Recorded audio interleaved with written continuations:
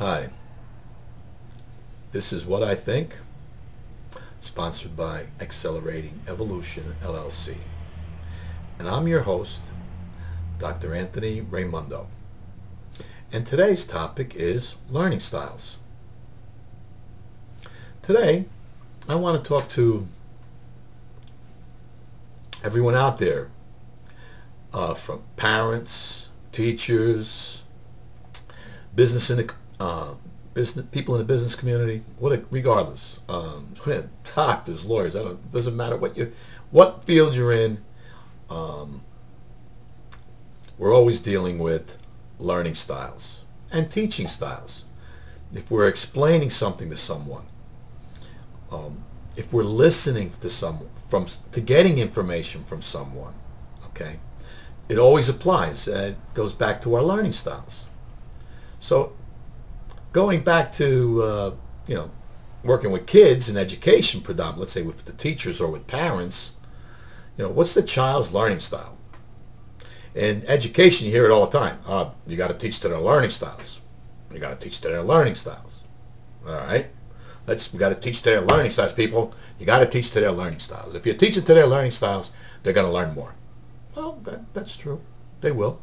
That goes for parents as well. Sometimes you have a problem discussing something with your kids. I know I have that all the time. I'm saying one thing and my kids don't get it, and I wonder why. Learning styles. I'm not communicating in the way they really grasp it, okay? And vice versa. So in education, we're always hearing about, between a teacher and a student, you got to know the learning style. And you got to teach to that learning style. Well, I worked in a public school district for 18 years.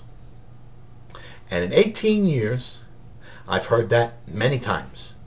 And in the 18 years, I have never seen an administrator at any level or a tutor explain to me how I can figure out the learning style of 25 kids, 25 students in a short amount of time, so I can then teach to their particular learning style. No one has ever come into my classroom and demonstrated that. Not even a peer. Okay? So how do you do it? I mean, do they have tests? The schools never gave me any tests to give. Learning style test. No, I never got one. Okay? An administrator never figured out to me. Well, learning styles. Well, today, ladies and gentlemen, teachers, parents, managers, administrators, whatever the case may be, I'm going to show you in 5 minutes how you can determine, right, a room full of people, and I don't care how large the audience. In 5 minutes, I can tell you what the learning styles are going to be. 5 minutes. Here we go. Now, what I'd like you to do so that you can discover your particular learning style and how to do this so that you could also figure out the learning style of your child, your coworker. I mean, if you're a manager and you're in a managerial position, or an administrator in a school, a principal, vice principal, so you're communicating with your staff better because now you know what they are and you're going to instruct them, and vice versa. You want to have good communication, right? Need to know the styles, okay? Teacher, classroom situation, so on and so forth, okay? So here it is. It's very simple, okay? But what I need you to do is cooperate with me. And obviously, I can't do nothing to you. This is a video. Okay? All right? So what I want you to do is listen to my oral instruction. All right? Because the only medium I can do right now is auditory. So everybody's got to be an auditory learner and listen to what I'm saying. Okay? So now the first thing I'd like you to do is I'd like you to take a deep breath and exhale, and as you do, I want you to close your eyes and begin to relax a little bit. That's it. Take another deep breath and relax a little bit more and just kind of relax, okay, and just listen to the sound of my voice. Take another deep breath and relax and just listen to the sound of my voice. Good. Now here's what I'd like you to do. With your imagination, I want you to try to visualize, see a red, shiny apple. Again, I'm going to repeat it. I want you to try to visualize, use your imagination to visualize. That means your inner eye to see a red, shiny apple. Good. Now what I'd like you to do is I want you to imagine the sound of a motorcycle, a Harley maybe, a sound of a motorcycle, if you know what a Harley is, the sound of a motorcycle, and they have a distinct sound, coming down the street. All right, imagine the sound of that motorcycle, or any motorcycle for that matter, a ninja bike. Now, what I'd like you to do is I want you to use your imagination and try to imagine what it feels like to pet either a cat or a dog, something furry, maybe you got a mink coat. Okay. Now what I'd like you to do is I would like you to imagine that you're stepping into a bathroom and someone's left a little stink behind. Okay. Now I want you to. Now we'll give you a little better fragrance. Try to see if you can remember what your favorite cologne or perfume is like. Try to imagine that. Maybe the smell of a rose. Okay. Now that I got away from the stinky smell. All right. Now the last one is I'd like you to try to taste an orange. What does it taste like? Imagine what an orange tastes like when you either drinking orange juice or eating an orange. And that's it. We're done, folks. Now here's all you need to do now is simply ask this question: which one of the senses was the predominant or easiest one to imagine? The easiest one to imagine is your predominant learning style. Next, which is the next easiest one for you to imagine? So maybe it was you saw the motorcycle and then you heard it. Okay? So because if let's say you saw the orange, the orange was the easiest one for you to recognize, to see right away. Then you're a visual learner. So now now if you're a auditory learner, then the easiest thing for you to do was to hear the motorcycle.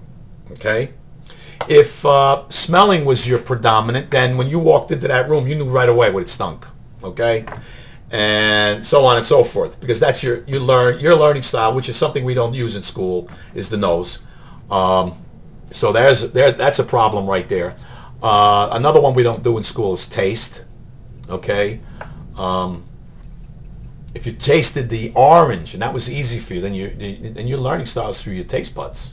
And finally, kinetic. Those who like to, if you felt touching was easy, then you're a kinetic learner. You learn through touch. Okay, but then there's combinations of this, and that's what I was getting to next.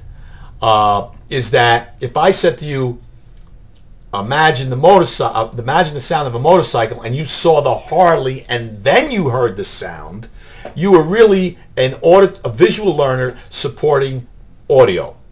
Okay, and vice versa. When I said to you, maybe the apple, you might not have been able to hear the apple, but see the apple, but you might have been able to hear the biting of an apple, and that made you see it. So that's how the interaction between predominant and subdominant interact with one another, okay? So those are your learning styles. Now, how does that apply to when you're talking, when you're having a conversation, trying to explain it to somebody? Well, if you're an auditory person, you're going to say words that will predominantly indicate sound. For example, you hear what I'm saying, as opposed to you see what I'm saying? You know, if somebody says, "You feel me," well, this is a person who senses things. So he's going to be using vocabulary that emphasize his style of learning. And that's a way you can begin to understand the difference. Now, if you're in a managerial position, or you're a teacher, or you're a parent, you can easily say to your staff or students or child, "I want to do a little experiment here, and I want to do a little experiment. Please bear with me." And this is a good way to instantly, in a matter of 5 minutes, we discovered the learning styles of 25, 30 people, or 800 in an auditorium somewhere, okay? Because my next question would simply be, if it was easy for you to visualize the red apple, put your hand up. I can count them. But what I'm also going to know is that the majority of people in the United States are visual learners, so I should have a large number of visual learners. My next group is auditory. So I should have next large group is auditory. The third group would be kinetic, feeling, and then tasting and smelling would be the two minor groups. However,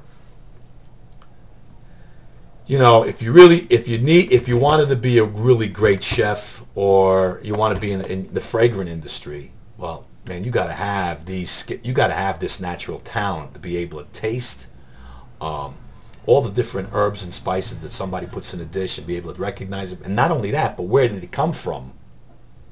You know, that's also interesting, to be able to detect that level of distinction through the taste buds. People can do the same thing with their nose with fragrances, okay? Another thing about the nose that most people don't really know about is that it has the shortest pathway to the brain, specifically the memory section, okay? And I don't know the terms offhand right now, but look it up. All right, if you want to know specifically, but that's the shortest path, okay? And so if we were to use our sense of smell in conjunction with some of the other styles, we're only going to enhance it. And that's how you learn to, you know, be using all the senses when you pray or visualize or learn, whatever it is you're doing. One of the things that, and we'll talk about this in another video, is that prayer or visualizations, as some people are now talking about, you know, visualize. You know, it's a secular thing. Yeah, I mean, a non-religious thing, you know, visualize. Well, that's what prayer is. The only problem is people think that prayer is auditory. It's not. It's visual as well. Okay, and we'll talk about that on another date. But if you want to really make your prayer or your visualizations effective, you need to use all 5 senses.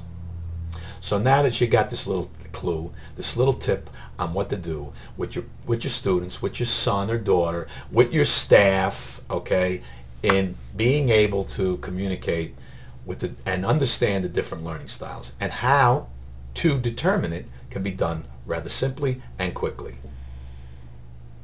Thank you for watching. This has been What I Think, sponsored by Accelerating Evolution, LLC. And I'm your host, Dr. Raimondo. Have a great day, and God bless.